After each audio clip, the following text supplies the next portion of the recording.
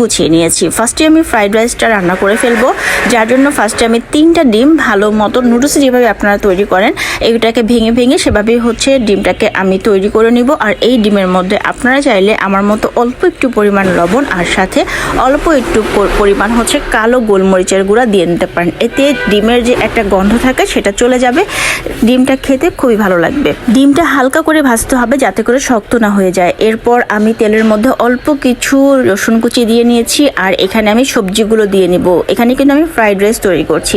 So fried রাইসের ভেতরে যেই গাজরটা আপনি দিবেন সেটাকে অবশ্যই একটু গ্রেটারে গ্রেট করে নেবেন, তাহলে ভালো মতো সেদ্ধ হয়ে যাবে। আর এখানে আমি কিছু বরবটি ইউজ করব।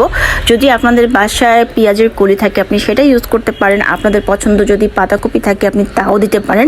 মানে ভেজিটেবলের ব্যাপারটা হচ্ছে আপনাদের যা যা পছন্দ দিতে পারেন। অনেকে আছে চিংড়ি মাছও ইউজ করে। সো আমি এত কিছু দিব না, আজকে আমি জাস্ট নর্মালি রান্না করবো। আর এখানে আমি 4টা কাঁচামরিচ সুন্দর করে ফালি করে নিয়েছি ঝালের জন্য। এবার আমি যেটা ইউজ করব সেটা হচ্ছে মেইন মশলা। এখানে আমি ম্যাজিক যে মশলাটা আছে ম্যাগি সেটা ইউজ করব, আর কিছু এখানে আমি তেমন দিব না। আর আপনারা চাইলে অল্প একটু গোলমরিচের গুঁড়া দিতে পারেন। আর লবণটা অবশ্যই ভেবে দিবেন, কারণ এখানে আমি একটু soya sauce tomato sauce use করব। সো সয়া সস এবং টমেটো সস এই দুইটার মধ্যেই কিন্তু পর্যাপ্ত পরিমাণে লবণ থাকে, তাই লবণ ব্যবহারের ক্ষেত্রে অবশ্যই একটু সচেতন হবেন।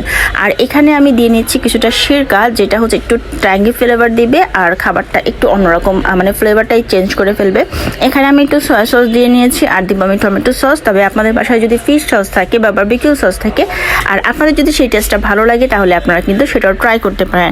আর যদি fried rice barbecue fried rice তৈরি করেন তাহলে অবশ্যই বারবিকিউ সসটা দিতে হবে।